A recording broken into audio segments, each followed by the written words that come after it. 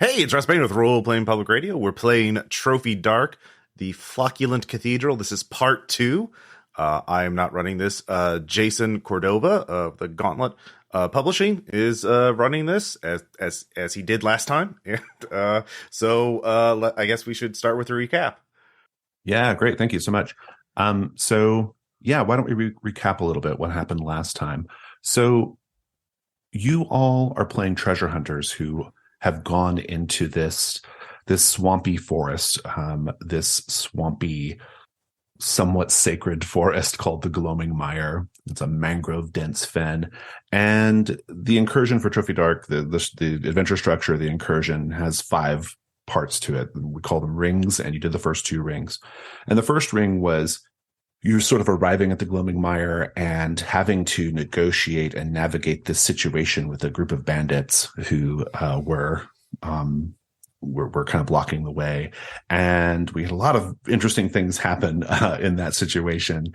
The culmination was the appearance of this sort of mythical bear creature that killed all of the bandits in a very, very gruesome, but also sort of like religious way. And so you all got past the bandits. You had with you a woman named Joffre, who you eventually lost track of for reasons we'll get to in a bit, but she was with the group for a time.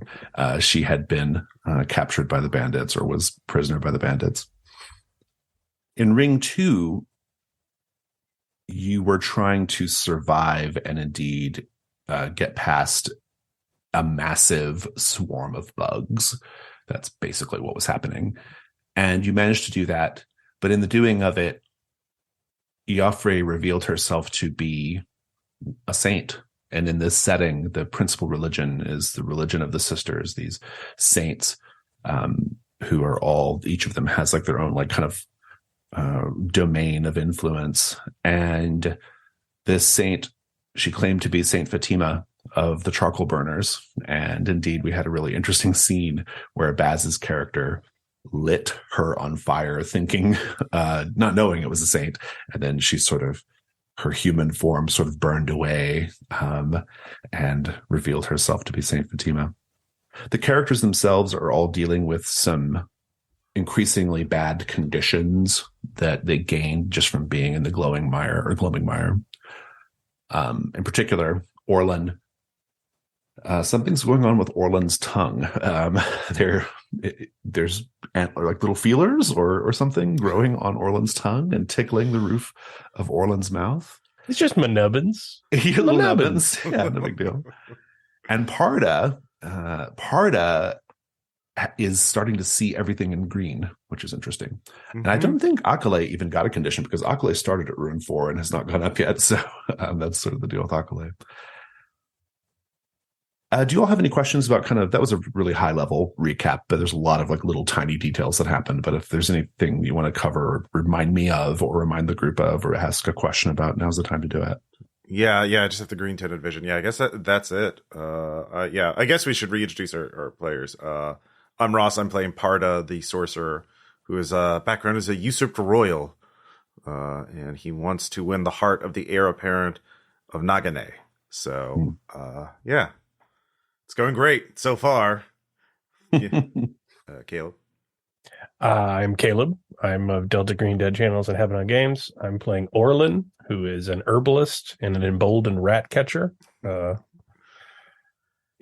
It's going well, except for his temporary girlfriend being conflagrated like a citronelle candle to keep the mosquitoes away. But other than that, things are fine. Yeah. Ask her what she excelled at. She did a very good job. Very combustible. Yeah. Yes.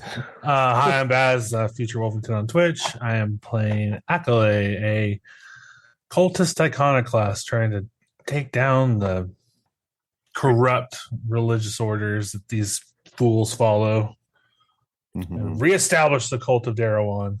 Mm-hmm.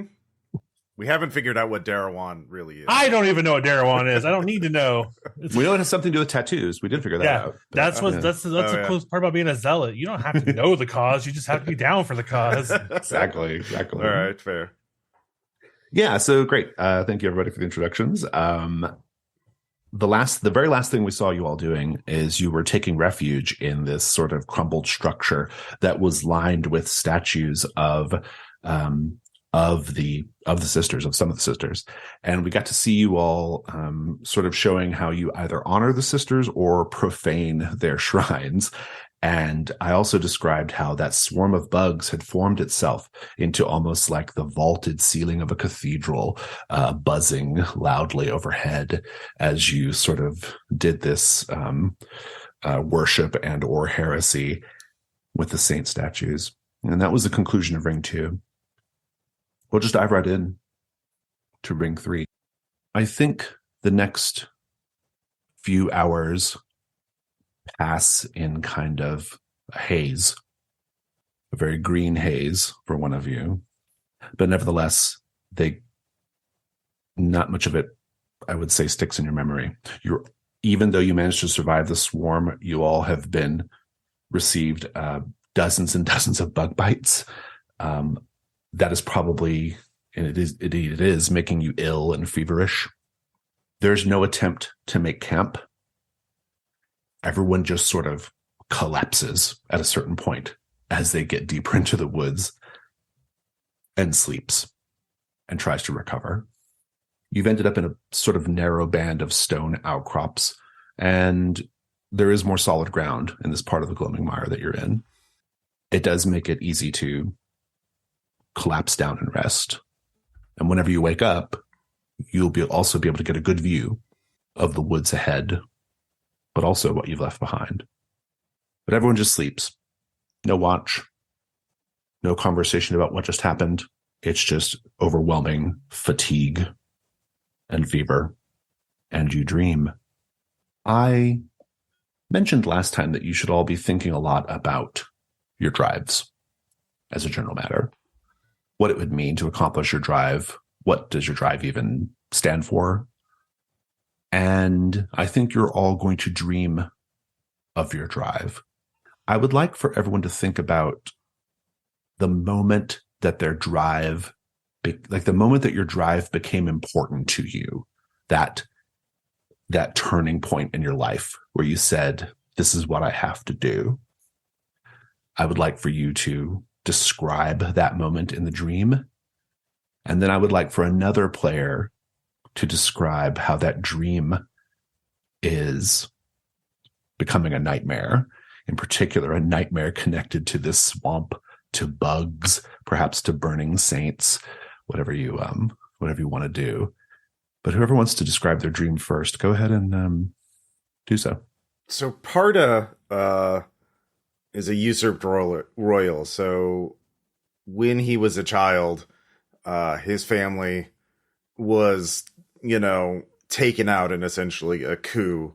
And Parda was a young child, young enough, like 10 or 12.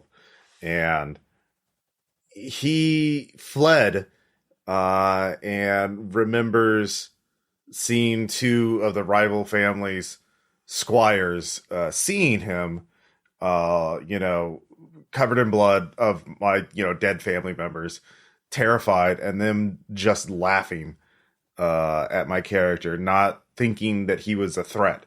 They didn't even bother to kill me because I was that pathetic to them. At least that's how I perceived it.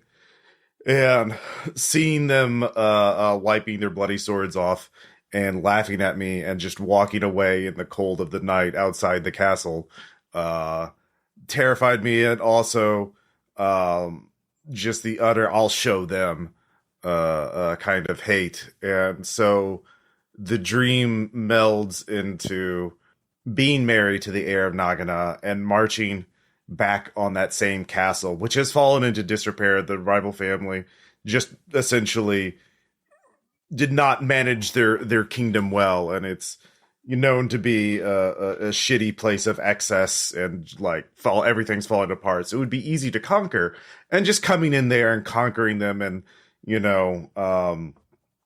reclaiming what is his and proving them wrong, that I was a threat.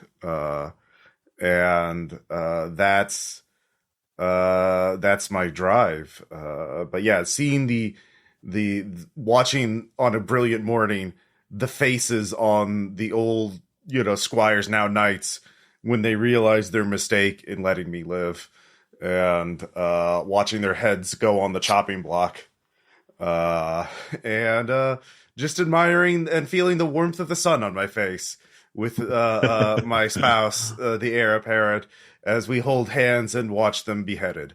I love it. Yeah. Caleb, and here I speak to you as a player, not as your character. How does the gloaming mire, or the events that you've all experienced so far, how does that start to intrude into the dream, into Parda's dream, and make it nightmarish? Even though it is kind of partially nightmarish already. But all the beheadings stop, arterial spurting, and then bloom into verdant green, which then takes over the headsman's block and the scaffold, and you hear the crowd shouting and running back from the spreading green tide. And then I guess you look over at your beloved, and she's got, I don't know, moss eyes, some sort of waving stalk. Seems pretty nightmarish. Yeah. As compared to what you've already described, your French Revolution. Yeah, I know. Dream of, yeah. I love it. Thank you. Let's check in with Akaleh. Akaleh, describe your dream about your drive. My drive is to resurrect the cult of Darwan. This comes from his background of being a defrocked priest. The dream begins always as it does, with being cast out into the cold, having no base of operations for his beliefs or anything, no foundation anymore. And the dream takes shape as a warm hearth, a place that he finally feels accepted and safe, and a place that he can, bring others to help bring them out from the cold. Ross, how does the nightmare manifest? As Akaleh is welcoming in a new adherent, new faithful who want the warmth of the hearth. One of them approaches him totally cloaked and hooded, and Akaleh says, "Oh, you can take your cloak off. It's warm in here. Please warm yourself at the fire." The stranger does, and when they pull back their hood, it's just insects. Just an infinite swarm of insects starts swarming out, and filling the entire space. They've gleefully flying the fire, and burning insects start lighting the tapestries on the walls on fire. Everything is fire and stinging insects. I love it. Thank you. And Orlen, tell us about your dream. I suppose mine takes place in the floorboards underneath a house, due to my small size and the rats that horribly infested our village. I came to my occupation very early, and it's hearing my father talk about me and realizing that he, lamenting that my name will not be remembered in the village. So, because though I serve a purpose, it is temporary. The rats always come back. There is no permanence to my work. I will never truly be a founder of the people. And then just the deep memory of not wanting to come out of that crawl space afterwards, and wanting to become a wisdom keeper and somebody whose name remembered. Yeah. Nice. That'll be my dream, I guess. Yeah. I love it. Baz, make it nightmarish. That reluctance to leave the crawl space manifests further into the fact that you come to the realization that you are indeed one of the rats you swore to hunt. Yes, Kafkaesque. Yeah. I woke one morning to find myself a giant rat. Yeah. You are the true rodent. You have True no mouth. Rodent sounds like a punk band I played for once. You have no mouth, yet you must squeak. Yeah. I'd like for everybody to roll Ruin real quick Okay. because of the dreams. Oh, it's actually even worse, Caleb. You're a raccoon. Oh no! How dare you? Not one of those fell beasts. Awesome. It goes up again. No, wait. No, it doesn't. If it is less than 4, it is 4, so I'm fine. Yeah, and we got a 3, a 1, and a 4. Everyone's okay on Ruin. Everyone wakes up. You can see the three of each other, or three of you can see each other. You have all been visibly scarred by not just the events of the last couple of days, but also your dreams. I think that Parda, you actually have a mossy green film over your eyes that you have to wipe out. It still causes your vision is still, you're still seeing things in green, but it has started to physically manifest now. Akaleh, you can still smell the char of Saint Fatima. I don't know if this is a scar necessarily, but it's certainly something that you're not going to be able to shake, because the burning smell, in some ways, it was her way of challenging your beliefs, right? Like her appearance was very much accusing, right? It was, how could you believe such things? You're a heretic. And by the way, look at me burn alive and not even care. Look at my power, right? And there's a promise of 2 more saints somewhere in the gloaming mire. And Orlen, perhaps because you collapsed away from the group, no one sees it, only you see it. But your tongue has extended from your mouth as you lay there on your back, and it is swaying back and forth. It is swaying back and forth and almost communing with a small congregation of swamp vermin that have collected on your chest. Your tongue is whispering to them. It is speaking truths to them.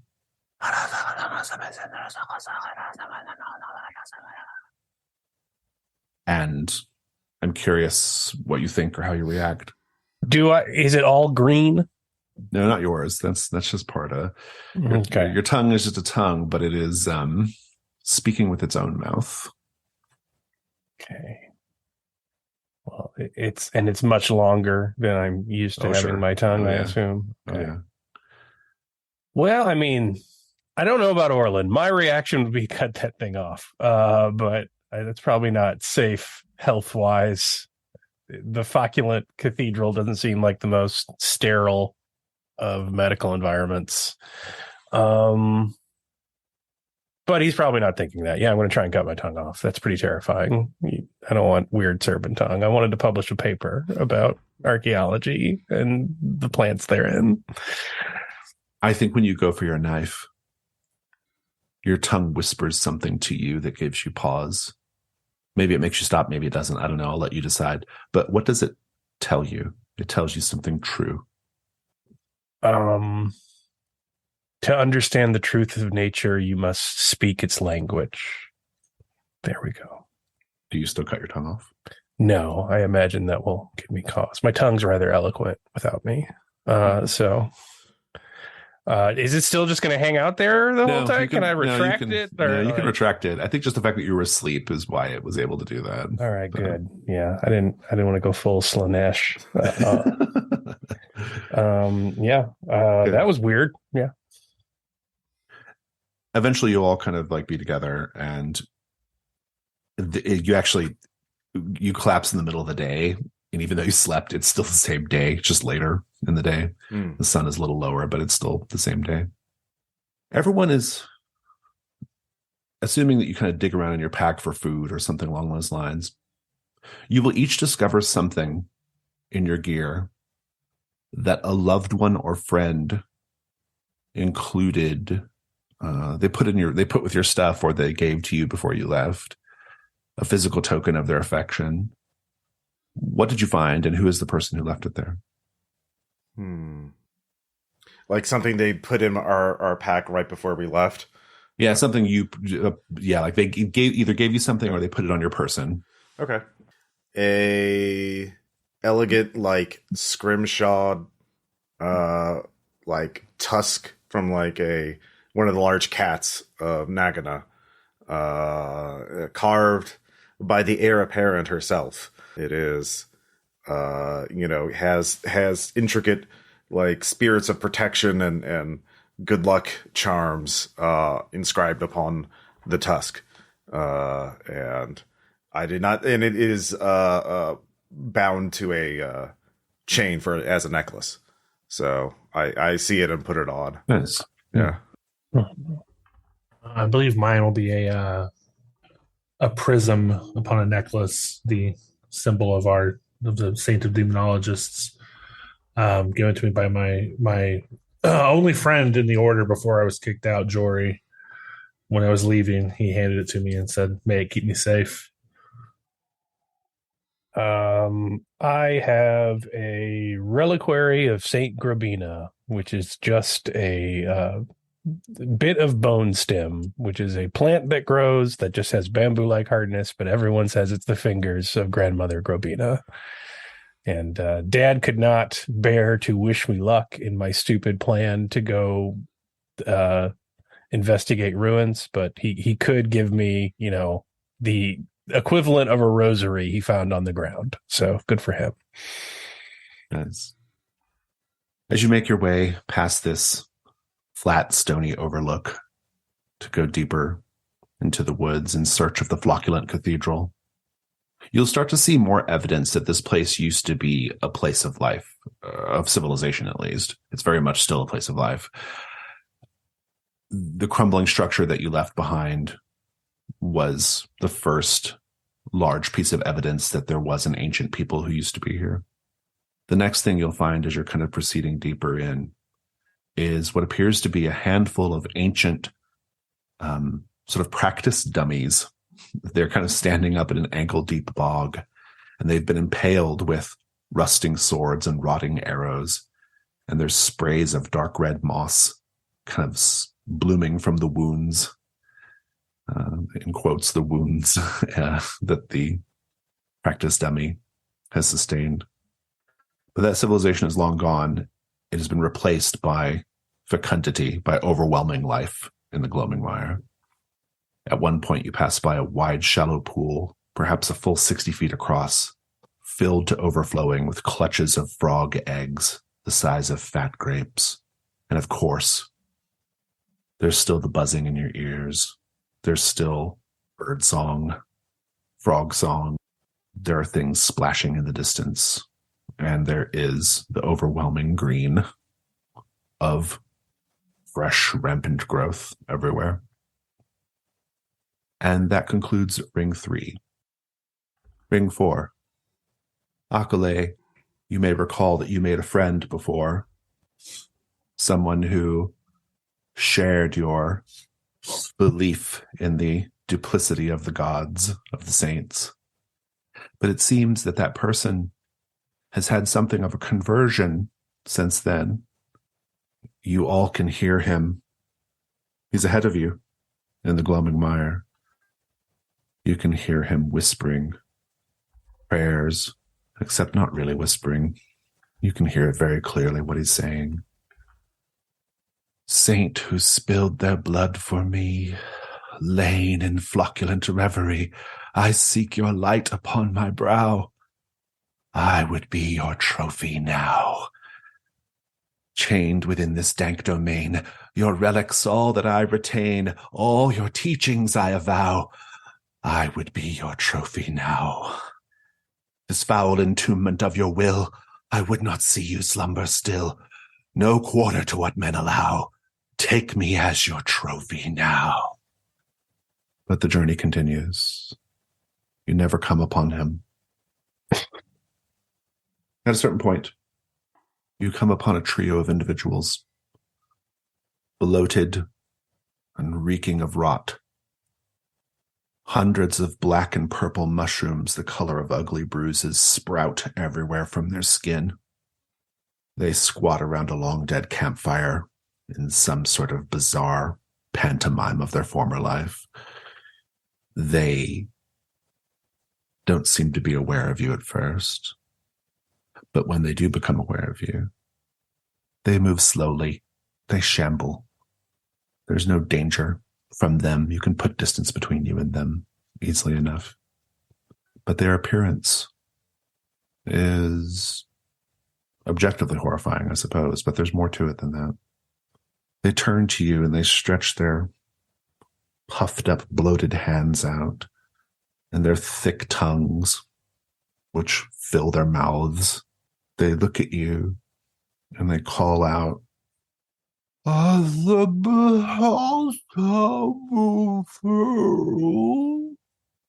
of them has a piece of paper, a map perhaps, and they jab it with their thick finger, trying to explain something to you.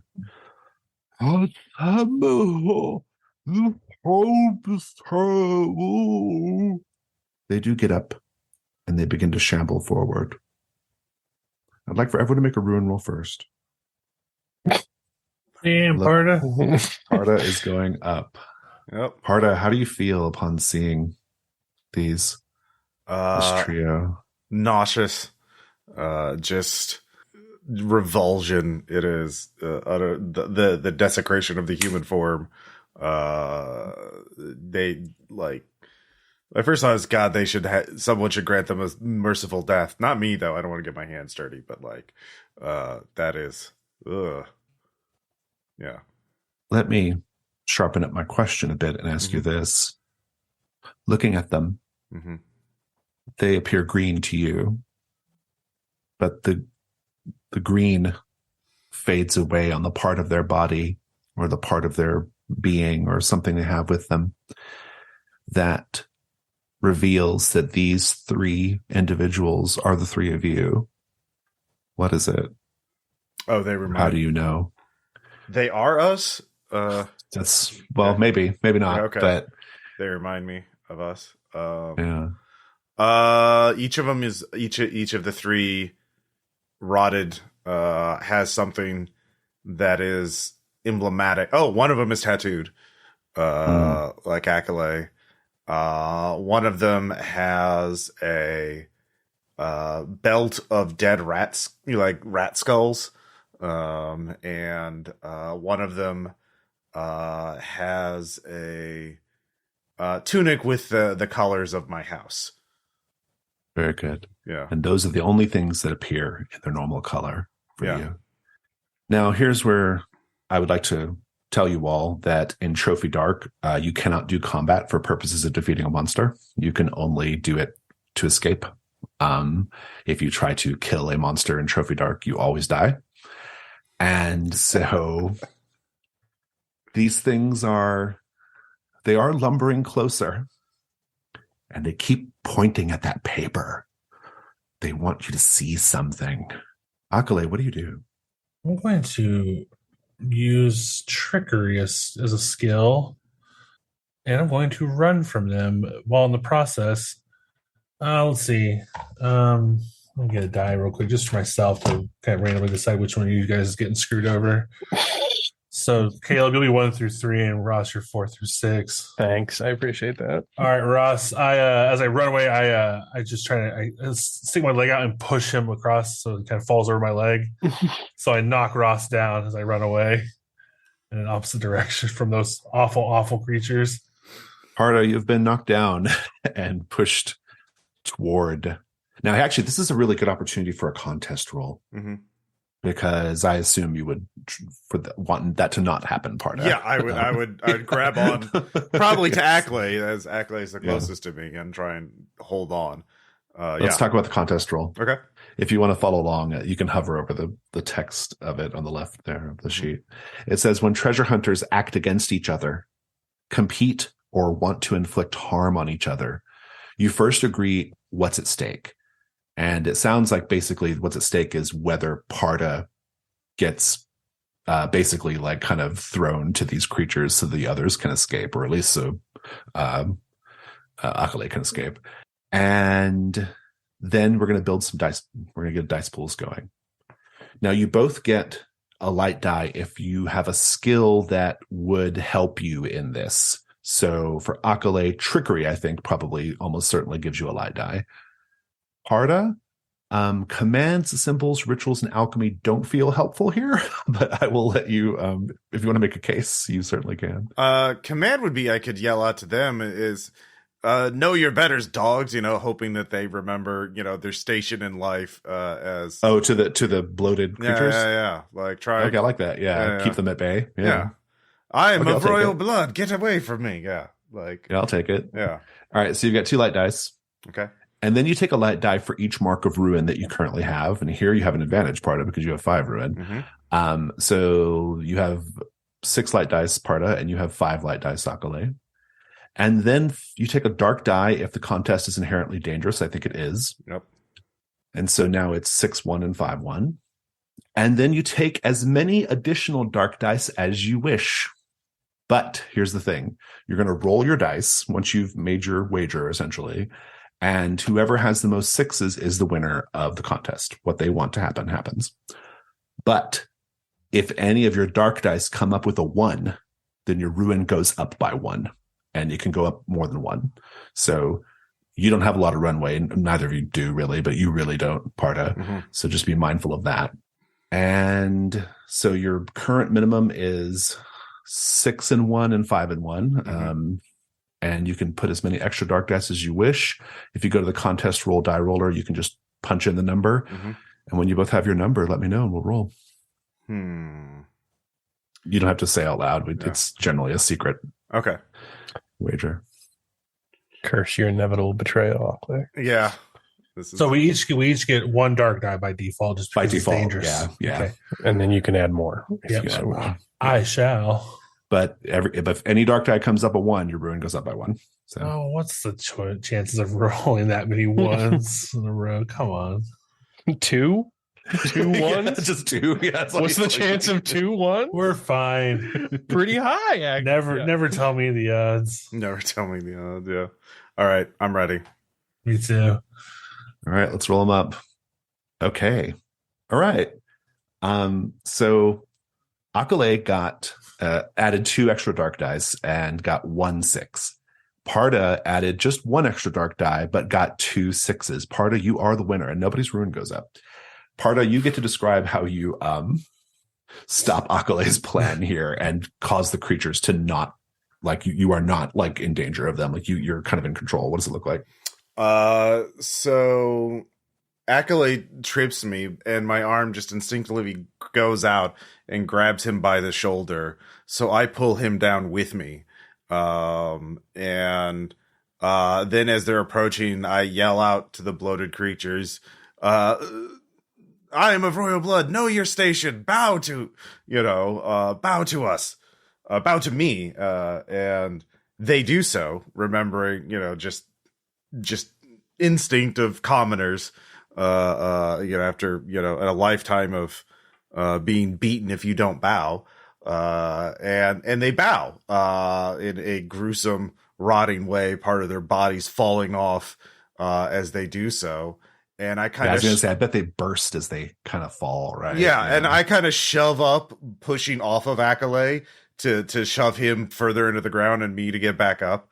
I then shuffle away. Yeah. Very, very panicked. Orlen, I'm curious what your reaction is to all this. This is all happening in moments, right? But I'm curious how you react. Orlen's not really into violence. That's a raccoon's job. But yeah, this is. Can my tongue talk to these guys? Can I make out what they're saying? Yeah, I think Orlen would mostly be. I love that. Yeah. If you want to try to do that, I mean, it's a little bit difficult now because they are. Well, I didn't realize I had a tongue that long, so I'm not even sure what I roll for that. Yeah, they're currently flailing around on the ground is the problem, right? Mm-hmm. They sort of like were obeying Parda's command, and they started to genuflect, and then they fell, and their bulk, because they're kind of splitting open and they don't have great like motor control of their bodies because of all the growths and stuff and the distended nature of their bodies. They're just kind of flailing about. They're no danger right now. So I guess, Orlen, I want to know, what do you want to know from them? I mainly want to know what they're saying. Like, what are they so urgent to communicate to us? Yeah. Yeah, I like it. If you discover what they say, are you going to tell the others or keep that to yourself? I guess that depends on what I'm hearing. Yeah. I'll tell you what they say. Okay. You will be able to interpret their speech because your tongue is whispering what they're saying to you inside your mouth. They are saying that the saints are false. The sisters of the glowing mire are not the sisters. They are something else. They are demons. They are monstrosities. What do you do with that information? I am going to keep that to myself currently. It doesn't seem terribly relevant to the wrestling match ongoing. So I'm going to slip that one in my back satchel pouch. I guess in our pockets. Very good. Very good. Yeah. Let's take a moment to catch our breaths here. Parda, you are at Rune 5, and you're entitled to do the reduction roll. Mm-hmm. You can betray the group. You certainly probably have no fond feelings for Akaleh at this point, considering their behavior. You can betray the group in the future in order to get your ruin down. So just bear that in mind. Yeah, actually, now that you think about it, I'd like to do it now. As Akaleh was also pulled to the ground, I imagine some of his possessions spilled on the ground, and I want to try and grab some of them before he notices. Yeah. Yeah, absolutely. Oh, just a quick point of order. I think Akaleh's they, them. Just sorry. Is it? Yeah, as you sorry. Akaleh, are you okay with Parda rummaging around, or really Baz out of character? It's Akaleh lives an ascetic life. There's not much that There's not much to find. There's not much. Take that, Parda. Take that, bucko. But I would say that he did lose his prism necklace. It did fall from the chain, snapped and scattered across the ground. Do you take that? Yeah, definitely. You can go ahead and make the ruin roll to see if ruin or reduction. Akaleh, or reduction, sorry, yeah. If Akaleh notices. You got a 4, so you're good. Yeah. It goes unnoticed. What do you do with it? I just look at it, weigh it for a moment, and I don't want to be caught with it, so I'm just going to throw it away. Interesting. It's not useful to me. Well, yeah, I wouldn't imagine a prism would be useful to me. So I'm going to. I don't want to be. I don't want Akaleh to find out I have it. So I throw it away. You can walk around these pathetic creatures unless there's something else you want to do with them, but otherwise you can just keep going. Yeah, I would like to keep going. They seem weird, man. Mm-hmm. Yeah. I don't think I'm going to get a lot of publishable information out of these guys. Probably not. Did anybody figure out what that piece of paper they were carrying was? Does that you can grab it if you want. Yeah, if it's safe, like yeah, you can. Yeah, all right. I will pick it up with a stick so I can kind of look at it first. Is it define safe? Yeah. Exactly. Yeah. Well, I don't want to touch it with my hand. I'll get a piece of cloth out to like touch it or whatever. I don't want to touch it, like make skin contact with it. And just kind of look at it to see if it's like a map or something that I can. Yeah. It's a drawing of a holy symbol. Okay. Of one of the sisters. I hadn't thought about what sister it is, but we'll say it's Saint Aria. She's probably like the biggest, most important of the sisters in the setting. She is the torchbearer. She is the one that goes down into the depths with you to light your way, right? And that kind of indicates that these people were treasure hunters themselves, right? Mm-hmm. But what they were trying to point out, well, I want to check your skills to see if anybody can deduce that.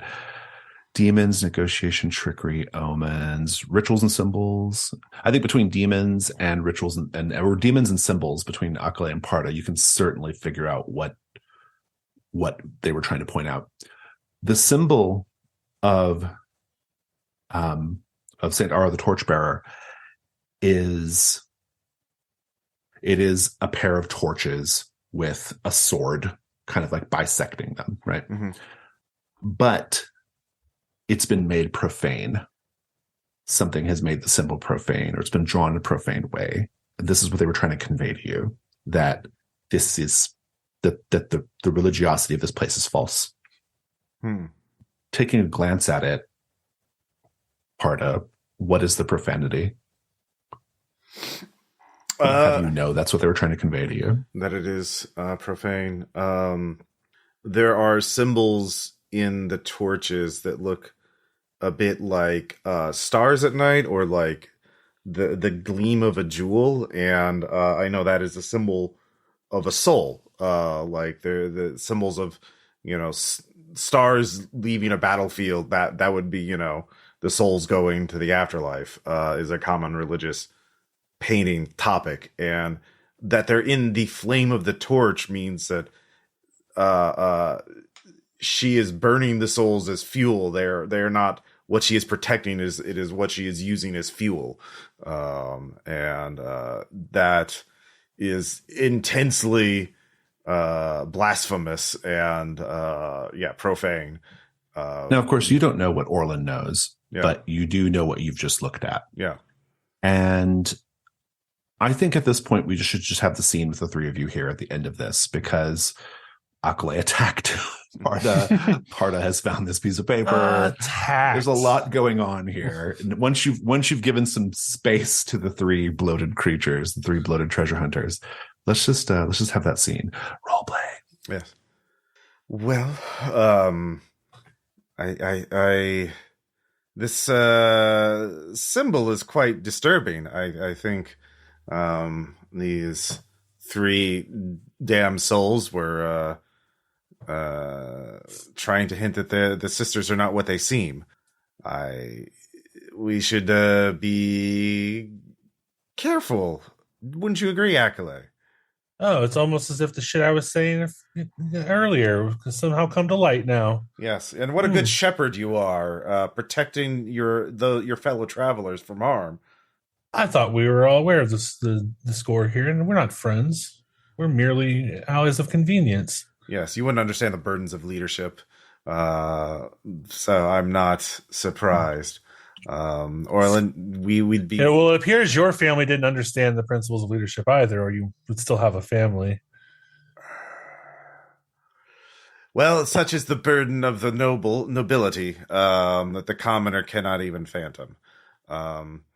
Orlen, perhaps we should be wary of further manifestations of the same. Maybe the sisters are not something to pray to. I've suspected as much, but I don't know who to trust. Yes, well, I would say Darawan's not on that list if that deity's best acolyte is here. Oh, no, I don't trust him for one moment. Yeah. But neither do I trust you. Says the one with a serpent tongue with knobs on it. I seek cures for maladies. I cannot prevent them all. We could cure that malady right now. I'm not sure the others are even aware of that. I think that's still just Orlen's information. We haven't seen the nub tongue yet? yet? No, you haven't seen that yet. No, that is to be revealed still. Okay. And I certainly haven't mentioned anything about my fucked up vision, so... Understand that there are lures and there are drives. Both can take the pest towards a trap. I've no reason to trust the mushroom besotted men any more than the moss mad bear eaten bandits that we encountered before. Nor him nor you. I do not know which saint is truthful and which is demonic. I can only rely upon my own powers. If we could trust the bear. The bear, you stand where you stand with the bear. Yeah, that's for sure. There's no. You obviously know. Yeah, you obviously thought you could trust the bear because you brought it into a camp to attack people. Like no, Parda. I think Parda did. I think the corruption is coming from inside the house. I've not been assaulted by anything but pests that are observing their own nature since I've been here. I've been accosted by some gentlemen in need of hygiene who wanted to communicate something to me on a map. I've met some strange people with very pit fighting specific customs, but I've yet to be assaulted by anything but mosquitoes and you two. We should calm each other. If we are going to be fellows, we should cooperate. But this madness has to end, especially between you two. I was assaulted by your charred girlfriend. I, it was a person I had to fight with a knife in a pit, which does, and to be clear, that doesn't give you an excuse to light that person on fire. Your god's entire form of reasoning baffles me. There seems to be no observation or experiment in it. Oh, that was all me. That wasn't God. That was just my choice. I didn't even consult with my God for that one. I was just. Then perhaps we should do that. Perhaps we should rely on ourselves, not look to gods and saints, which may be what they are or may not be, and attempt to get through this. That can be my only contribution. If you wish me to grab a knife and join Confederate with one of you against the other, it's not going to happen. I would. Friends, let the peace of the sisters descend upon your troubled countenances. The bear is talking to you. It has wandered into the clearing where you're having this argument. Look, we're having a conversation right now, Bear. It is covered in patches of green moss. It has wounds. When it speaks, it doesn't move its jaw. It just opens its mouth and the voice comes out of its gullet. It says, I am the harbinger of Saint Fiona of the Woods. Saint Fiona will be here momentarily to collect her offerings for the creatures of the forest. What offerings? And it spreads its big clawed hands out. What offerings will you give to her when she arrives? I'd like everyone to roll Ruin. Okay. Yeah, I had that highlighted. Damn it. Oh, wait. No, damn it. Akaleh got a 5, going up to 5. Parda's got a 3. You're good. And Orlen, did you roll 3 as well? Yes. All right. So Akaleh, you're getting your first condition because you're going up for the first time. Yay. I think your condition is going to be, you started to notice it a couple of days ago as you approached the Gloaming Mire, but hard travel over hard land, it's not the sort of thing you would take note of, but you were feeling a lot of pain in your boots. But you can tell now that you have lost all movement in your toes. Indeed, you can see your feet starting to burst out of your boots. They are not feet. Well, they are, but they're more like twisted flesh twisted into the shape of hooves bursting from your boots. How do you feel when you see this? Not good. Gonna level with you. Anger. Anger that I decided to ever come to this cursed forest. And further hatred for whatever saint avatar is in front of me right now.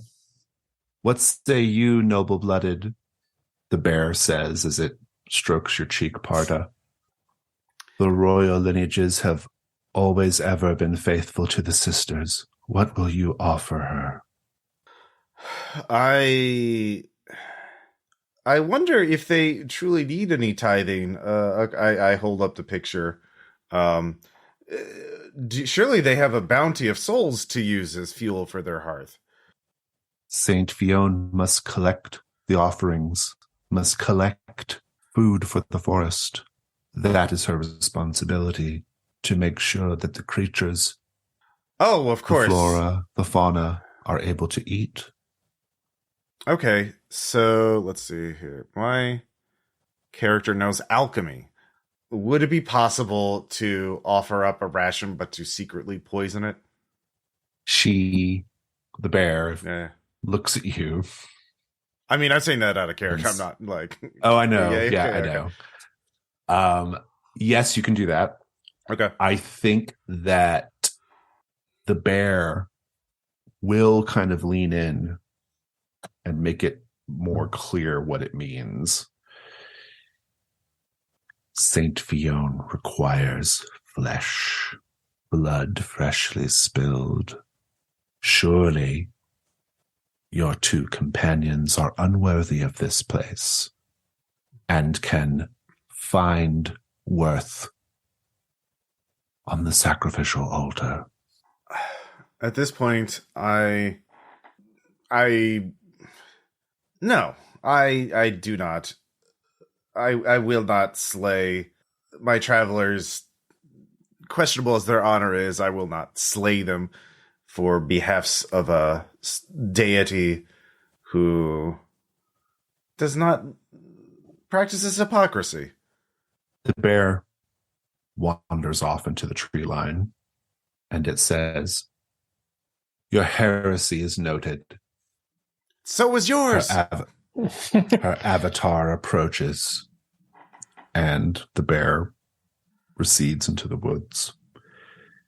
And you start to hear some rustling from the tops of the trees, from branches high above, behind you. You start to hear the heavy hoof falls of a very, very massive creature as it approaches. What do you all do? Seems like a good time to run. Yeah. Orlen doesn't say that. Orlen just starts running. Yeah. That seems like a good idea. I didn't claim to offer anything. I make no promises. All right. I attempt to trip Parda again as I run. No, I'm kidding.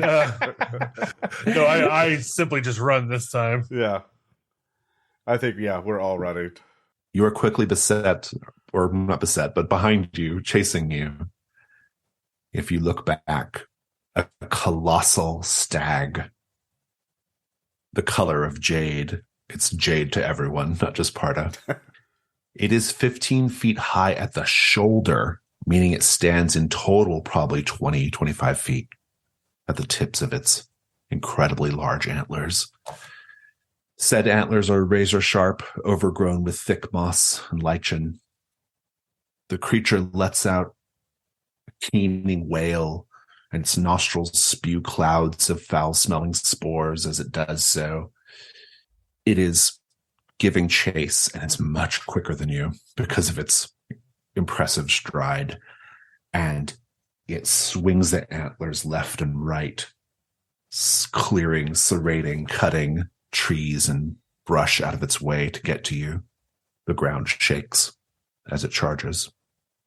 Akaleh, your own hooved feet are perhaps a bit awkward under you.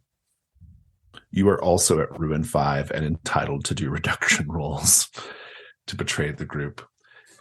Parda, just because you're no longer at Ruin 5 doesn't mean you're not entitled to do reduction rolls. You get to keep doing them. Mm-hmm.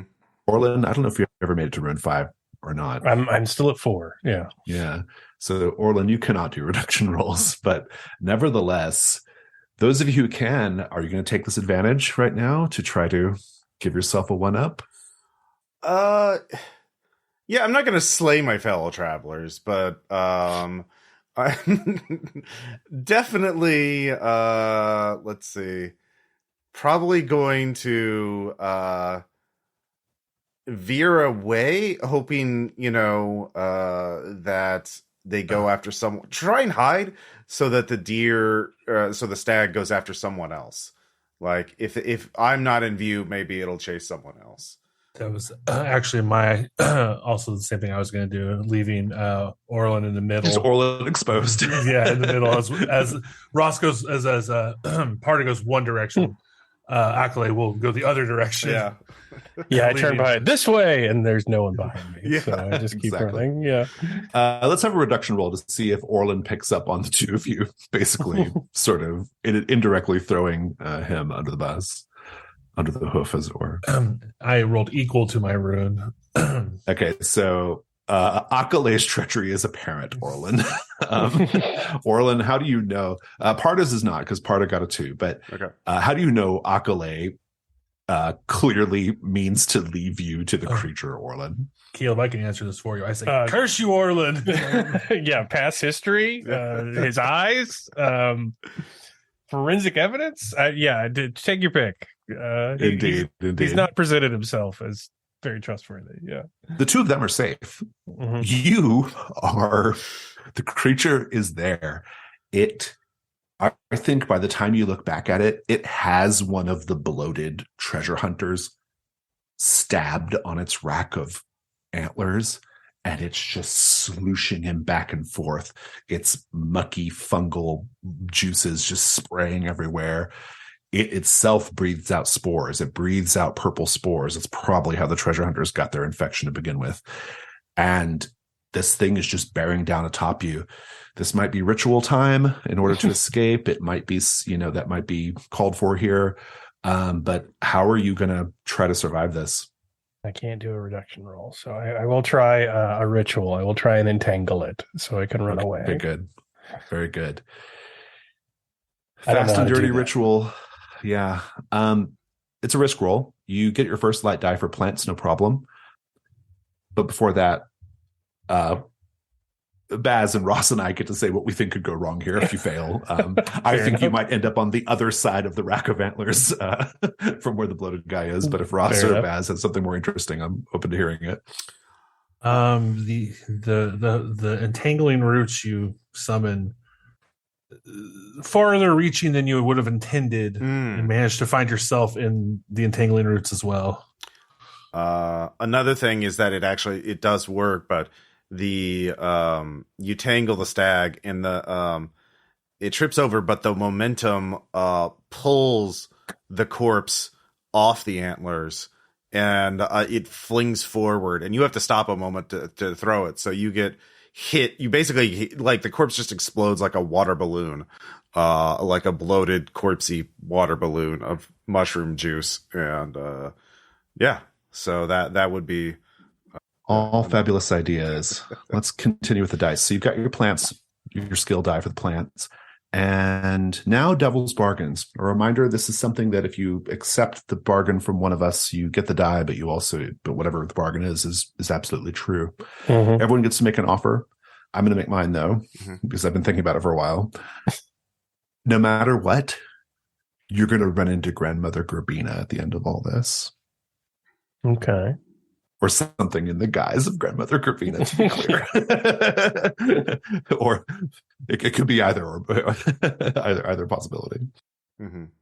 Does everyone have to make an offer, or is it? No, Okay. people would pass, but Yeah. but Ross and Baz are entitled to. I like Jason's quite a lot, actually. So, the only other thing I could say is that the other possibility would be, like, the entangling ritual causes roots to wrap around your ankles, and you realize they're coming out from your ankles, like from your foot, and so, like, regardless of what happens, like, there's roots growing out of your legs now.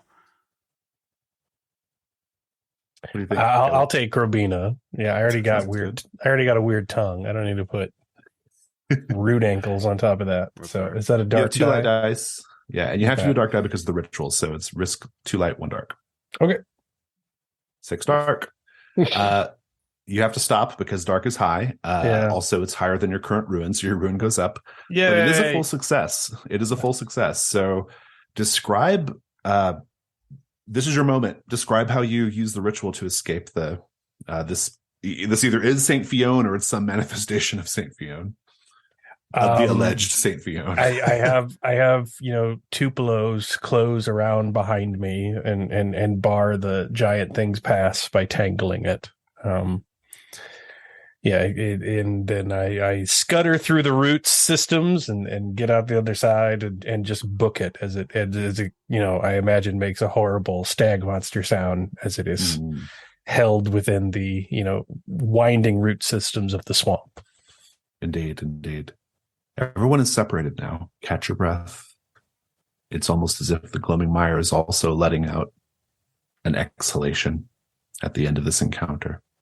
You each are approaching it from different directions, but you will see through the trees glints of silver and jade. And Parda, you see the silver as well. You can hear hymns being sung, hymns in the voice of the fen. Perhaps it sounds like the buzzing of insects, the croaking a frog song. Perhaps it's something else. But it has order. It is not just chaos. It is not just random environmental noises. The Flocculent Cathedral is ahead. It is not actually a stone cathedral. It is a natural grove of massive, tightly packed trees, utterly overgrown with thick layers of moss. So many feet thick, in fact, so it just looks like a large,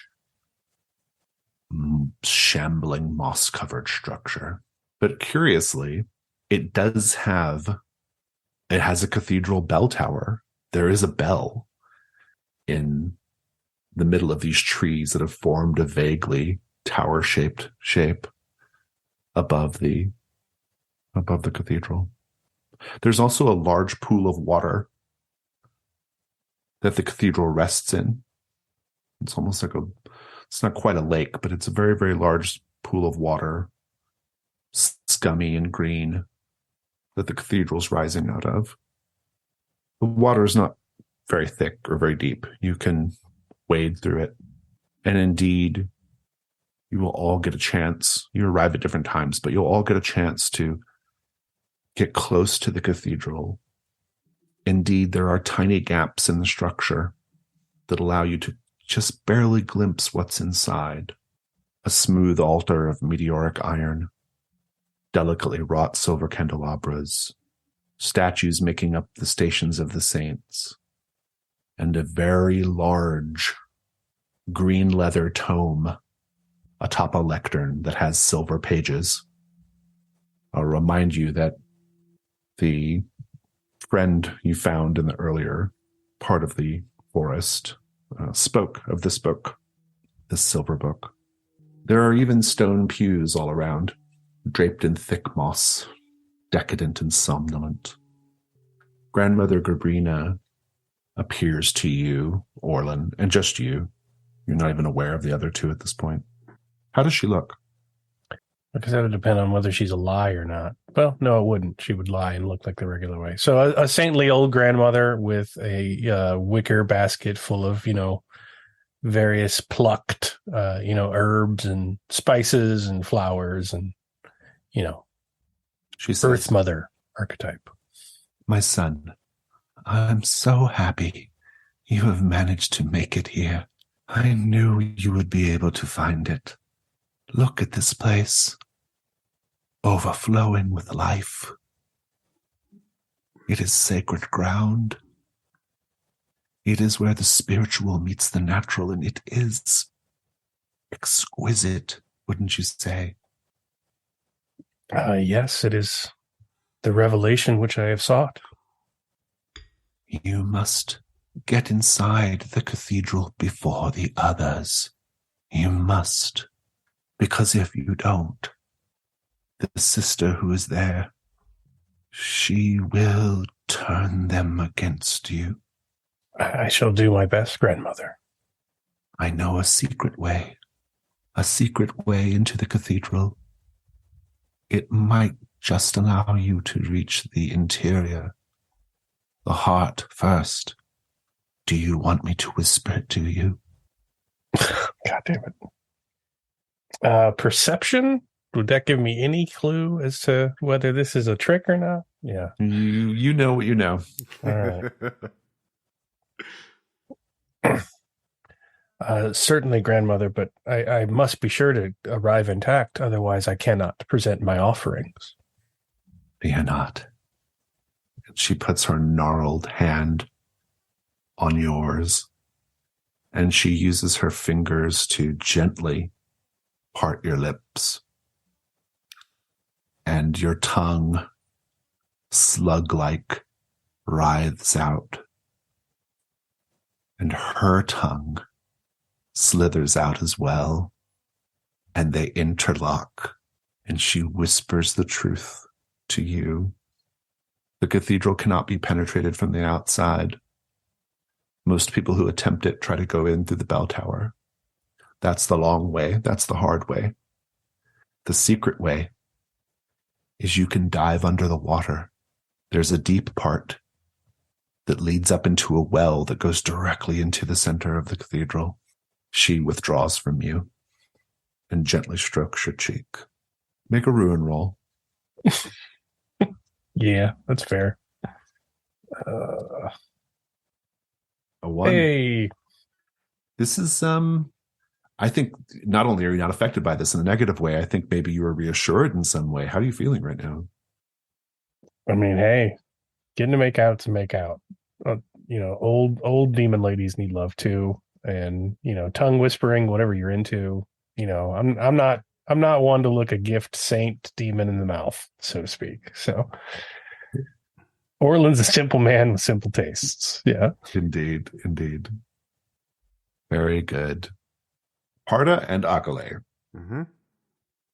You arrive before Orlen because you abandoned Orlen to St. Fione. You've seen everything as I've described it. The only obvious way is up through the bell tower.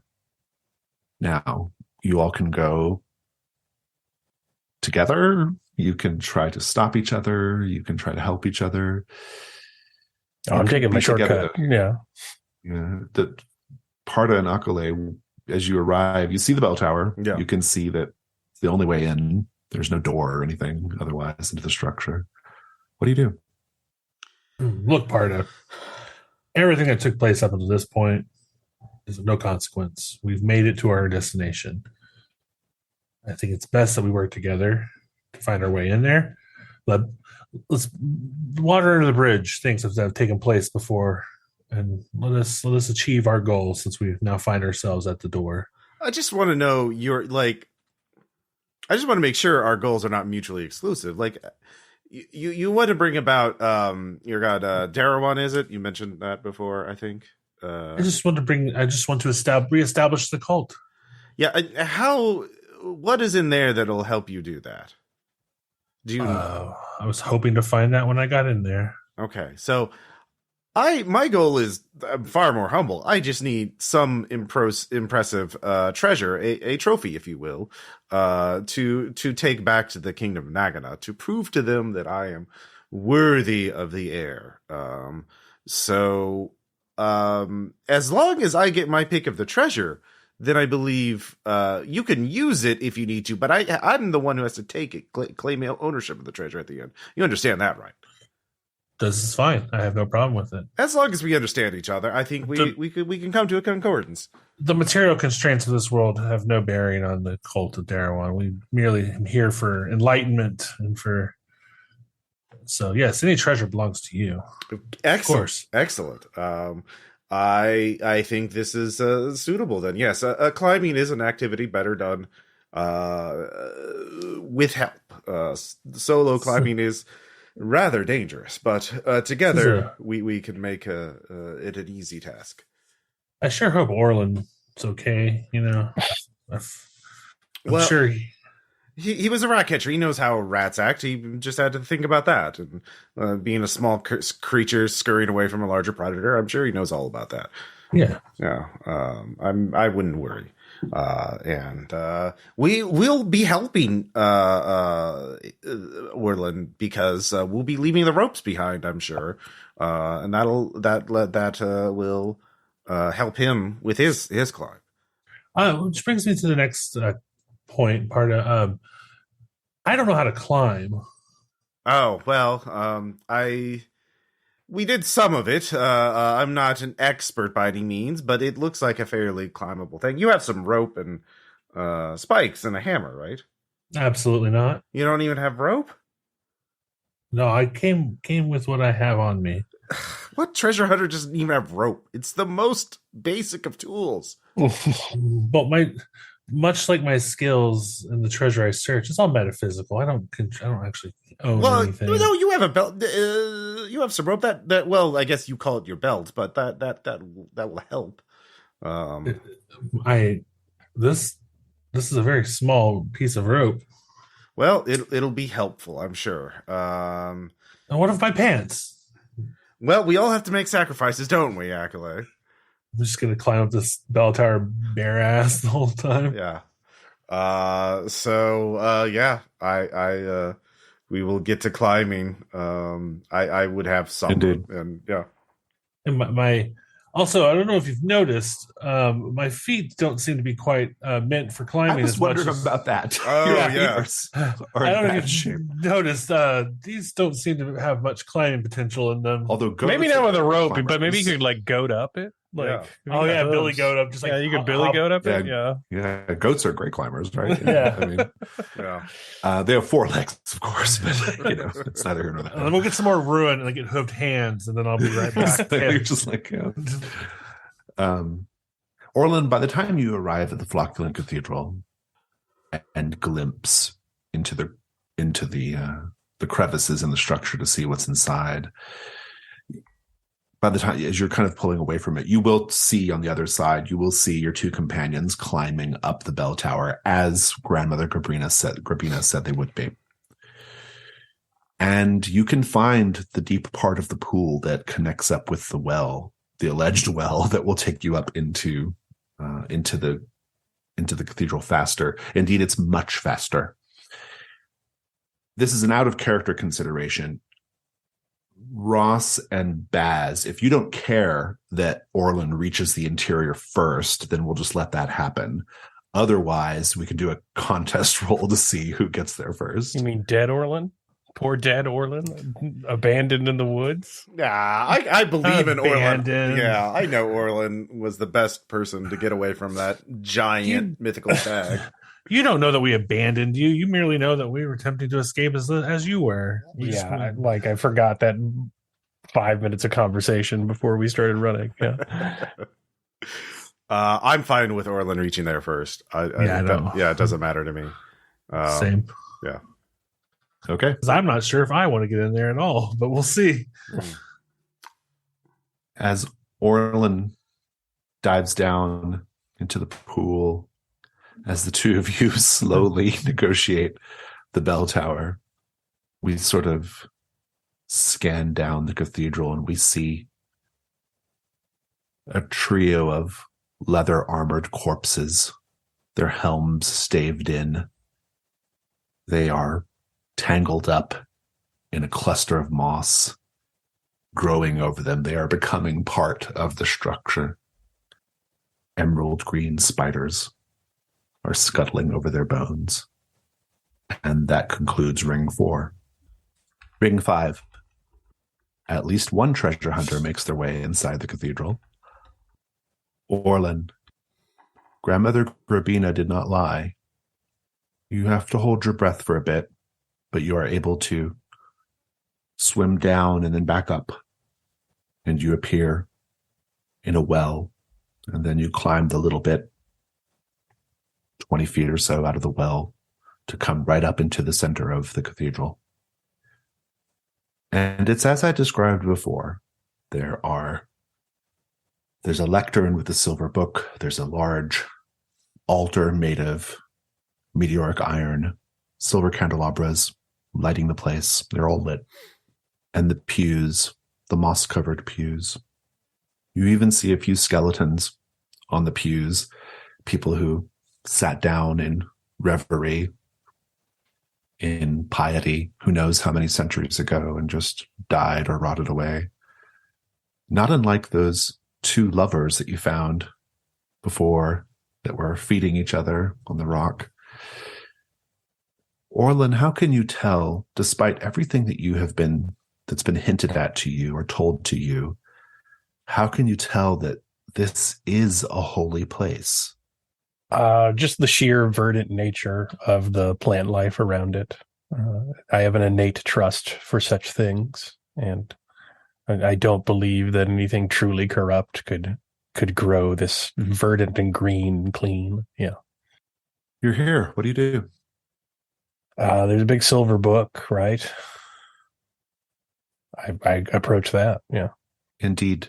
The book is bound in green leather. The pages are silver, and they have written in them, if you flip the pages, it is stories of the ancient world, of ancient Kaldor, of the time when the sisters were mortal, when they walked the earth as mortal women and ministered to the people of that ancient past.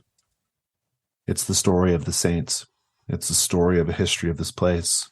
The book is incredibly valuable. Whether it can leave this place or not is not entirely clear, but nevertheless, it is a fantastic object. You start to become aware of 3 looming presences, tall, towering presences. They are ethereal, they're transparent, they're silvery. On the left is a woman on fire. On the right, you know it's Grandmother Grabrina. She is still old, but she seems more ramrod straight, more powerful. And in the center is a woman who wears a crown made of antlers. And they speak to you with one voice, though you can catch the crackle of flame in the voice or the wavering of the elderly in the voice. But they say, beneath the Flocculent Cathedral is a direct passage to Old Caldor. Here you will find unimaginable treasures. You will have access to the lost history, the histories that have faded from memory. You can bring this truth to the world, and you can know that you are greatness. But in order to reach these lost depths, you must spill blood on the altar. You must make a sacrifice of the interlopers who are even now trying to gain access to this place. And here you will notice that there is a dagger made of meteoric iron on the altar. Lie in wait and take them one by one. Spill their blood upon the metal, and the treasures of the ancient world are yours. Your tongue whispers inside your mouth, what came before was false, but what you see now is true. What do you do, Orlen? Can I make a plants roll? What are you trying to, just tell me what you do. I am trying to rig up some sort of contact poison with the book. Oh, very good. I like that. Yeah. You can absolutely do that. And then I'm going to hide with that knife. Yeah. Good. Sometime later, the 2 of you manage to reach the bell tower. You're at the top of the bell tower. There is a bell hanging there, and there is a ringer that you can reach.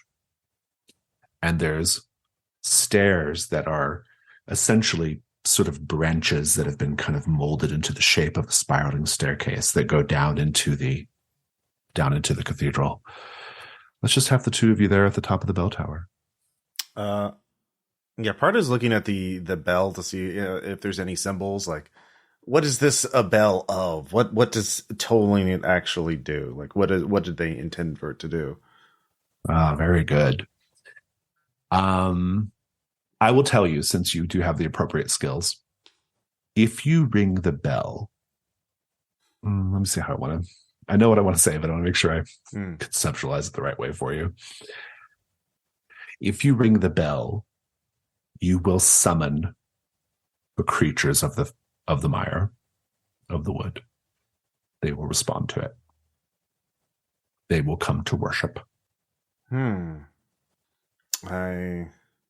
will keep. It's like, this is. I guess every church is the same. Akaleh. What are the symbols on the bell that make you think that? The symbols.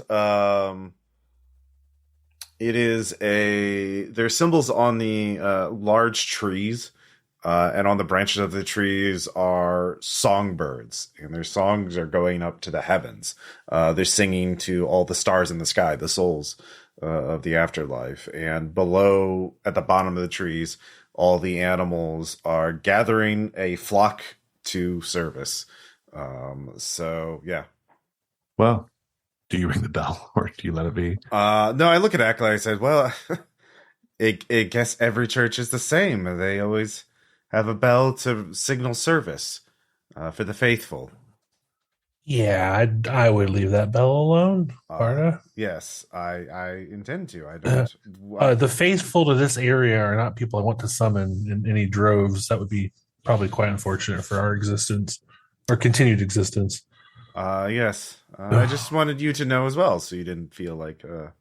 I assume you had no urge to ring it, but yeah, just so we're clear.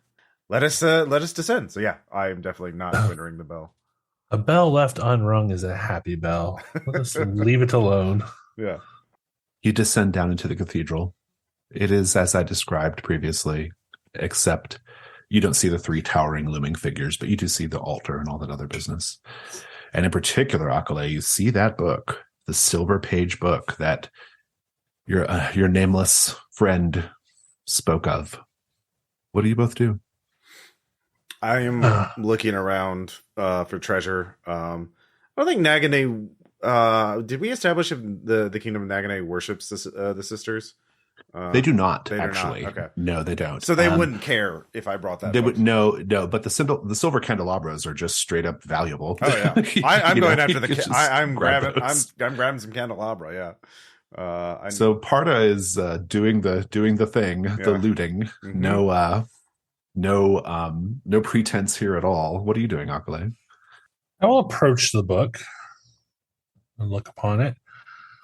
I left it open to a glitteringly, slightly enticing moist page. Silver page. Yes. I think this is probably where the contest rule comes in, like whether you are poisoned or not. As with all things that I've encountered in this cursed place, I'm going to use my skills of trickery. I definitely don't feel like this is safe, and I definitely believe it's trapped because it is a precariously parked book in the middle of a fucking cathedral. I don't trust it 1 minute. You have lots of good reason to not trust it, even though they are maybe not the correct reasons. Orlen, what will the poison do? Paralysis. Yeah. Okay. I think this is what's at stake in the contest roll, whether Akaleh sees the trap or whether Akaleh is paralyzed. If everyone agrees to those terms for the contest roll, we'll start building our die pool. I 100% agree to the terms. Let's take a look at your first light die. Orlen, you have plants, so you have your first light die. Akaleh, you have trickery, you have your first light die. And so let's keep going. You get another light die for each mark of ruin you currently have. Akaleh, you have 5. Orlen, you have 5. You are both up to 6 light dice. Orlen, I don't think you're taking a dark die because your actions are not fundamentally dangerous here. Okay. But I do think you are taking one, Akaleh, because of the poison. Yeah. And so the count currently is 6061. And then you get to add as many dark dice as you wish. This is basically the whole enchilada here, folks. It's the end of the story. So you can win, but also go to ruin 6. So both can I do that even if it's can I do that even if I'm not in danger? What do you mean? I don't have any dark die because you get to add dark dice. You still get to do. Okay, I didn't know if that was. You still get to add after. As many as you wish. Okay, cool.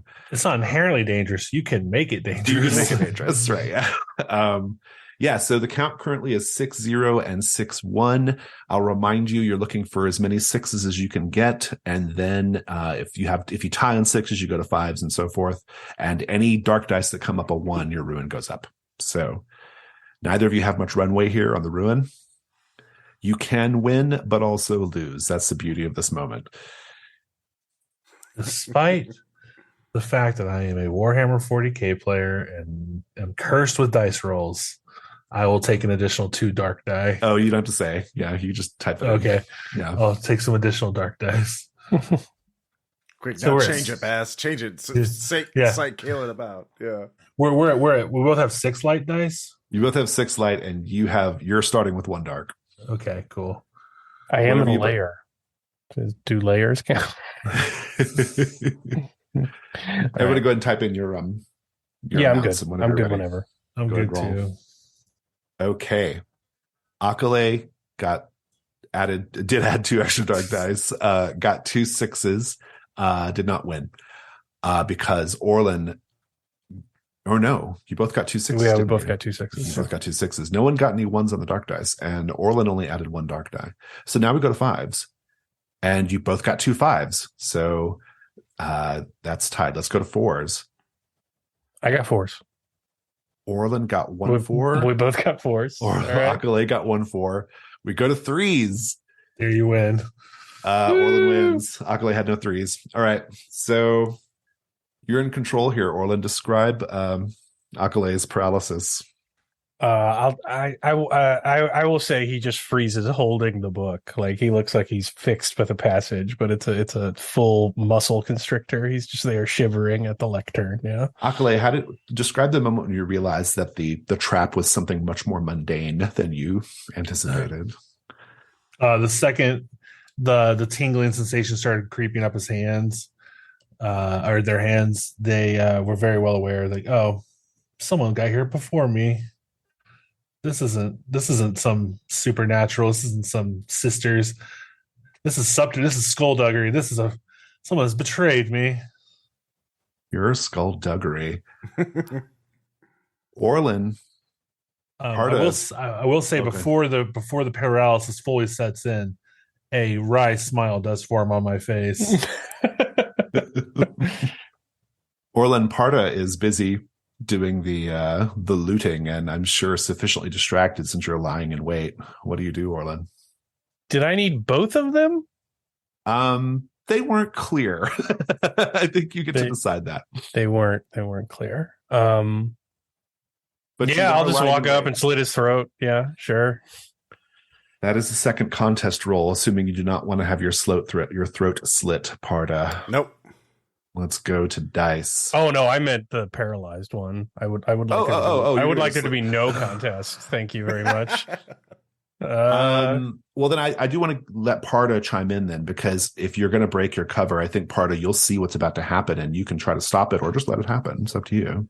Yeah, I would probably have a chance of peripheral vision. And if I see Orlen come out of the shadows, somebody who needs to get stabbed. Yeah. I do have a sword. I didn't mention that. So, yeah, if I see Orlen come out of the shadows with a knife, I'm going to draw my sword. And I'll then see, let's see, Akaleh paralyzed. I'll be like, oh shit. Yeah, I will, probably yell at him, what are you doing? And yeah, probably. Well, Orlen, once you realize that Parda has the jump or is sees what you're about to do, or do you continue or do you stop? I tell him to wait. Hold on. I have my knife to Akaleh's throat, but I'm telling him to stay back. Yeah. Okay, I'll stay back. Like, what is? Why are you doing this? We've not been the best of companions, but I stood against a god and said I wasn't going to kill you. Did he? Well, no, he didn't. I still And feel... who is at my knife's mercy right now? Well, Akaleh is. I don't see what your objection is. He has betrayed us both. And there is a price to the knowledge we seek, or the treasure you seek. I would not wish to pay it. I don't think you wish to pay it. The bill has been foisted off by him. And I'm just gesturing with the knife to Mr. Paralyzed Eyes here. You're saying there's more treasure? Yes. Oh. Well, Akaleh, I'm sure you understand. It's nothing personal.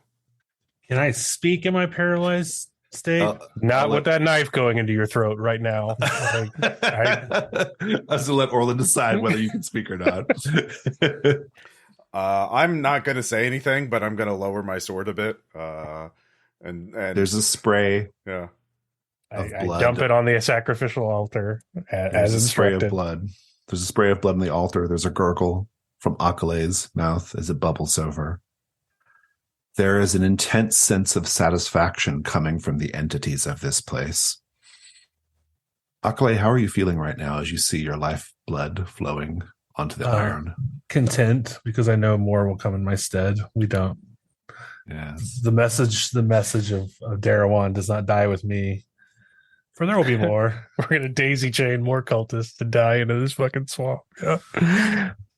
The altar, indeed, upon the blood being spilled upon it, the altar actually physically disappears, revealing a winding staircase that goes deep into the earth. And I think we wrap up the story with the two of you setting aside Akaleh's body, descending down into the darkness beneath the Flocculent Cathedral. That concludes Ring 5, but we're not quite done yet. I'd like to do a set of epilogues. Akaleh, you can, or Baz, you can epilogue about the cult of Darawan in your absence or whatever you want. The other two of you can epilogue about just where your character is in the future. How do they end up? What do we know about them? Maybe nothing, but maybe something. I do, though, I think I would like for the two living people to make one more ruin roll, just to see if you are lost at the end. Do I get a reduction for stabbing Bass in the neck? That seems like a betrayal. I was at 5. Yeah, that's actually fair. Yeah, I would say that he gave in to the ruinous natures of this area. It should not be I kind of feel like Orlen is kind of All lost. right. I think that's I'll fair. do a ruin roll. Do a ruin roll. See how it goes. Okay, you're both okay. 5 and I'm 1. just barely okay. Epilogues. Whoever wants to go first, take it away. I will. I have mine already decided. As I said before, my only friend in the order before I set on this journey was Jory, a fellow member of the church that I was excommunicated from. I told him if I do not return within the month, that you should take the mantle of Darawan and follow the pursuits that I did, and so that's what will happen. Akaleh's quest will be carried by another. Akaleh's acolytes. Right? Yep. The Acolytes of Akaleh. Oh, that's formed a good. whole new cult. Yeah, there you go. It's terrible to talk about. What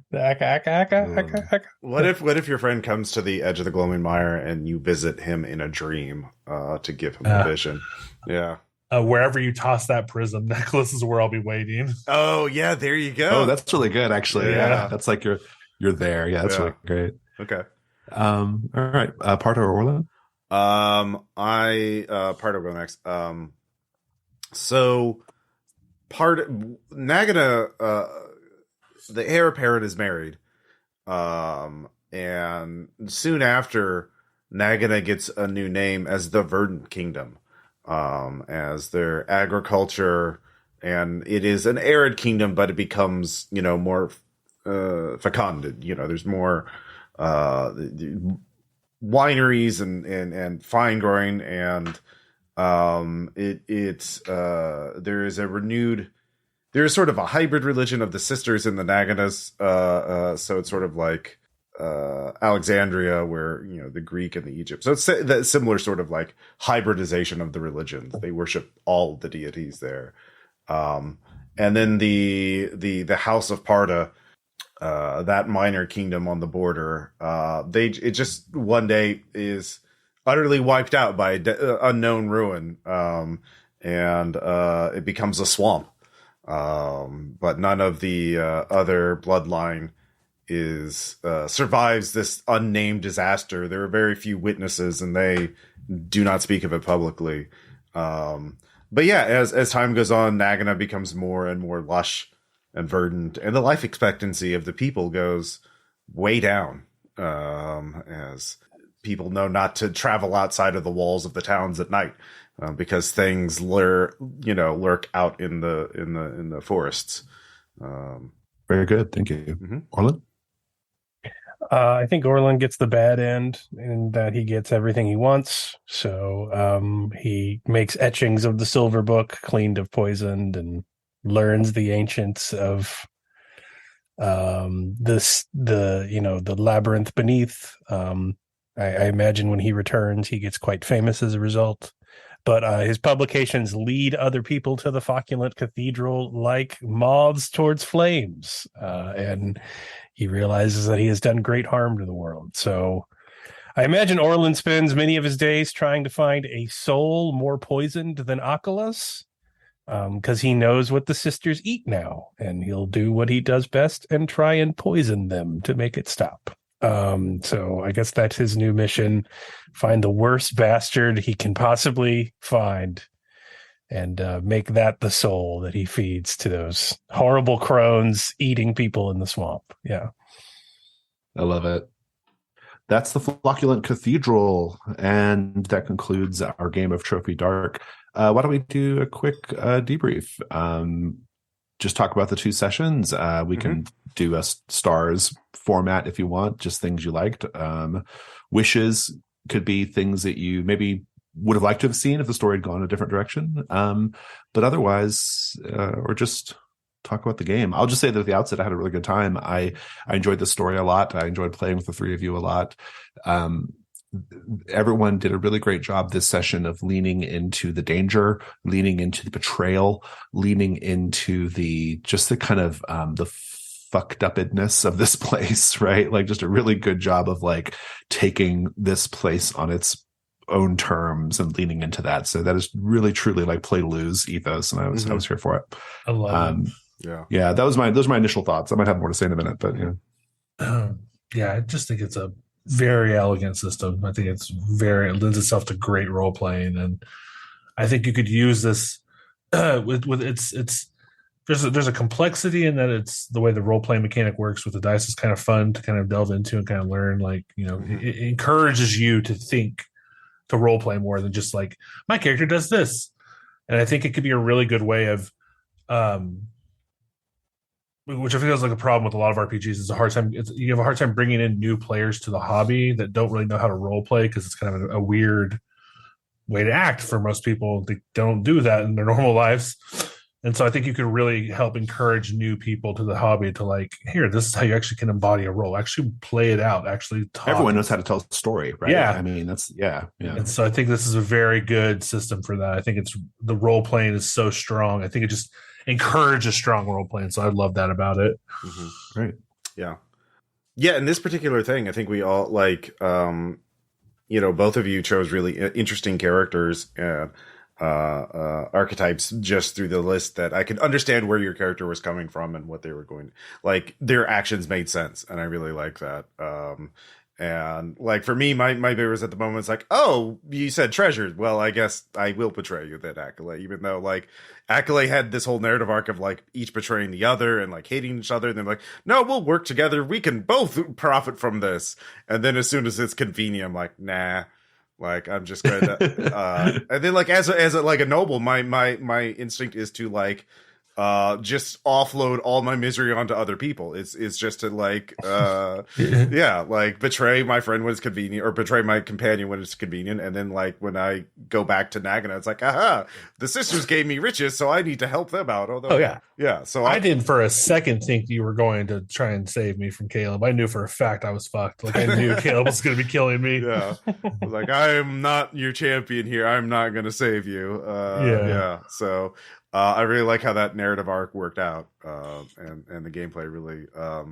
I think also, I really like my moment when I was talking to like, I'm not gonna kill for you, like, and it was more like I don't kill people. That's someone else's job. That's that's gross. It was really cool. Caleb, any thoughts? I enjoyed it quite a bit. I like the system quite a lot. I think it's great. I could see it crippling like I've only played D&D player before, but that is not me. Also, that's a benefit, I think. I agree. Yeah, that's not a criticism.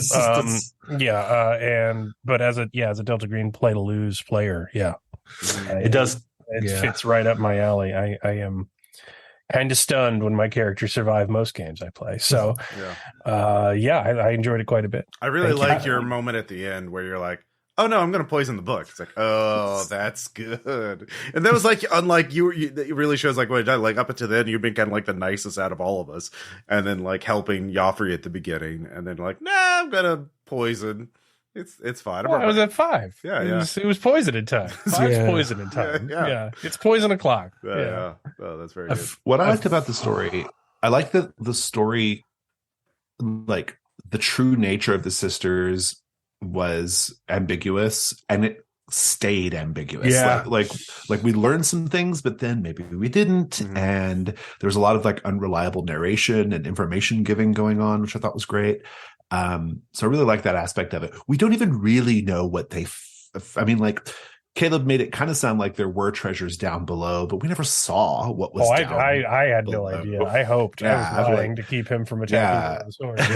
Yeah. So I thought that was really interesting. There's a lot of like really beautiful, like kind of ambiguity in it. I like to say that I say this a lot, that like Trophy Dark is like the A24 horror movie role playing game, Dude, because it 100. really is. It felt like it. is. Yeah, and you get that almost every time you play, and it was really strong in this session too. Just this sort of like this very like heightened operatic horror filled with ambiguity and like and filled with more like just like melodrama and emotion, right? Like I really, really dug it. I thought it was quite good. Yeah, if that game could be described, it's like the mood of like The Witch and like Midsummer all at the same time. Yeah, exactly. And like the Green Knight and the darker moments of the Green Knight. Was it? I do. That's what I was about the sisters or whatever, the deities. Like, that's one of my least favorite things of any RPG setting or system is like deities with discernible motivations drive me insane, and that's why I love this, because I was like, I don't know if these really are deities or if they're entities or demons or just evil creatures that are very powerful.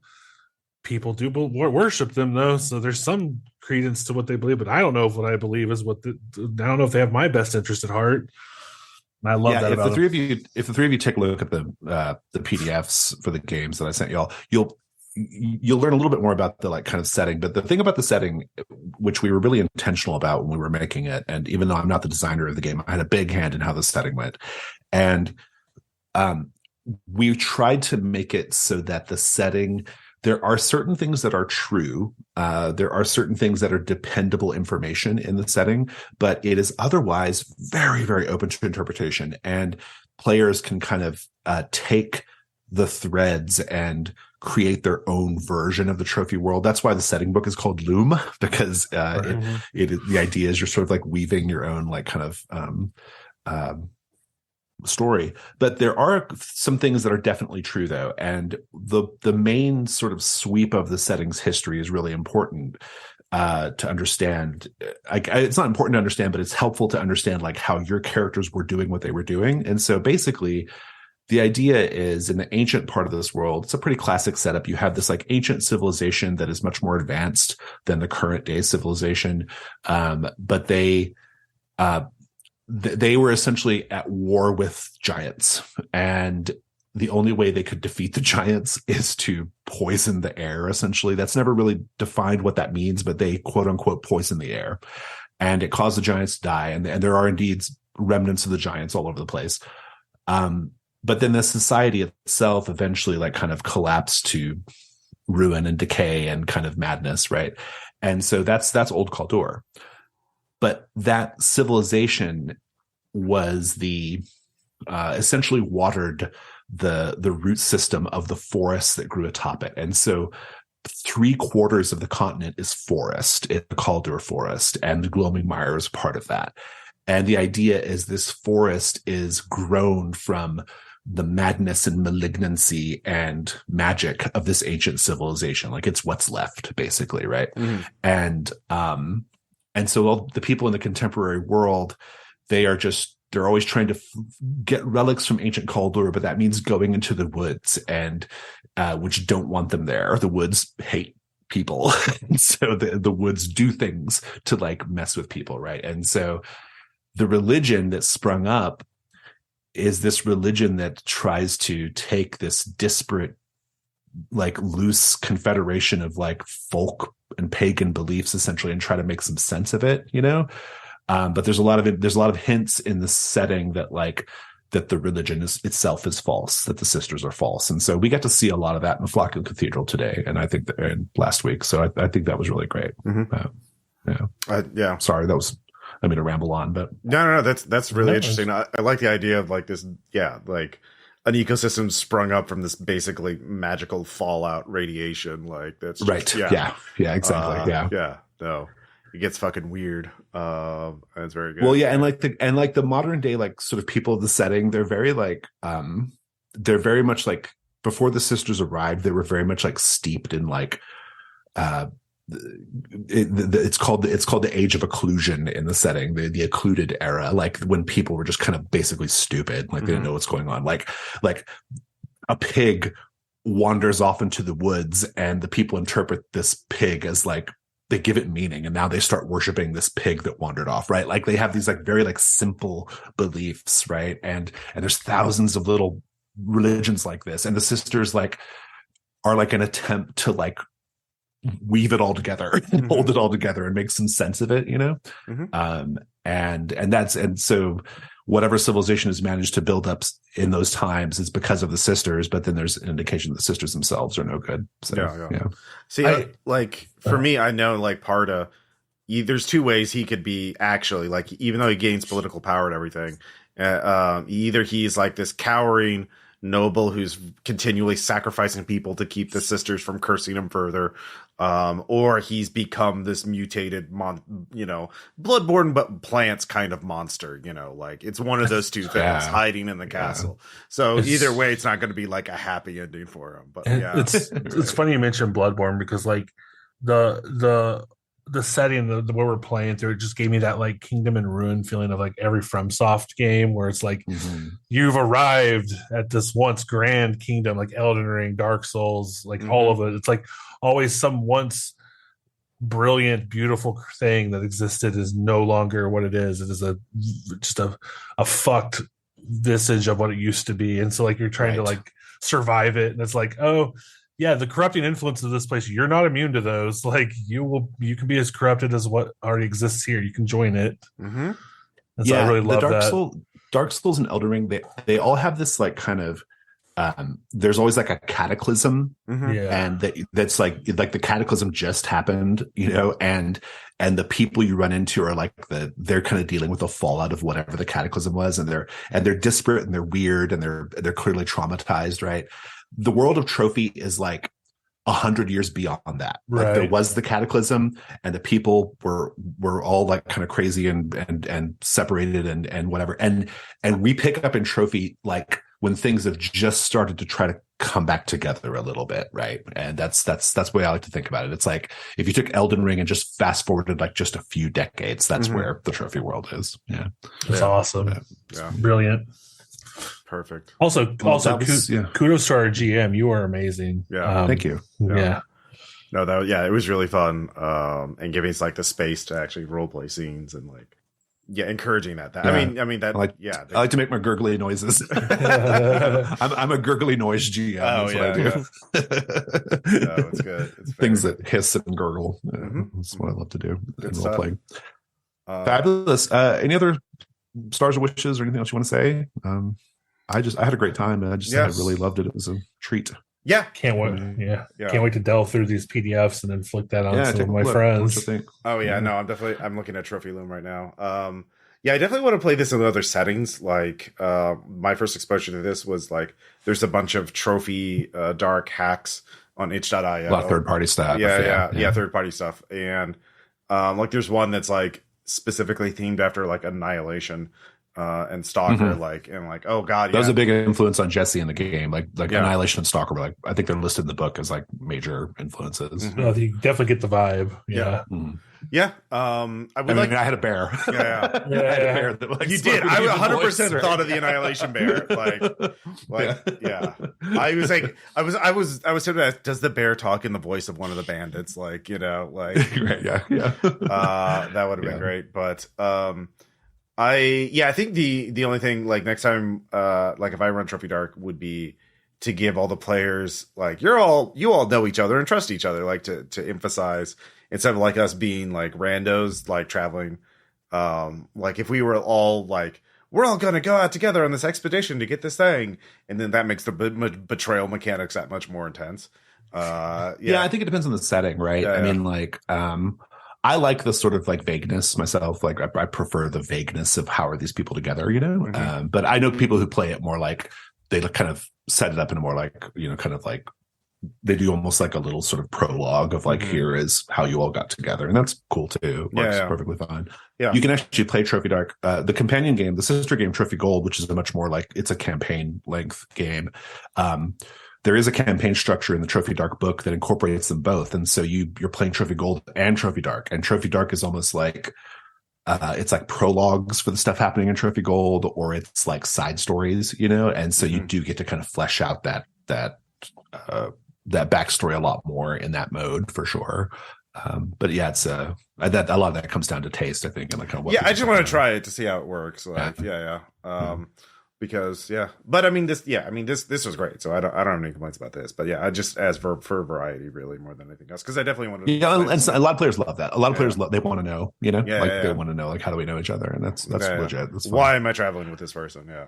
Right, especially once they start acting the way they're acting, it's like, why am I doing this? I wouldn't go to sleep. I wouldn't go to sleep around this person. I would be afraid I would not wake up. Right. That was great. I think with how adversarial the members of the RPPR cast can be with one another, I think this game lends itself to our style of role playing. Yeah, that's true. I really do want Tom and Aaron to play in the same one, because they would definitely be betraying each other at the first possibility. Be very good. It's great. So how can people can find out about Trophy RPG at trophyrpg.com, I believe. Yep. And the PDFs are currently on drive-through. The physical books are going to be available to purchase pretty soon too. They're in the warehouse right now. They should be being on their way to Kickstarter backers. But we have a not a huge number, but we do have some physical ones available for sale. But the PDFs are always going to be there on drive-through RPG. Just search Trophy Dark or Gold and Loom, and it comes right up. Yeah, we'll have links in the show note. So cool. Well, thank you so much, Jason, for running for us today. Thanks for having me. Awesome. Yeah, it was a lot of fun. All right, and we'll talk to you all later. Bye. Bye. Bye.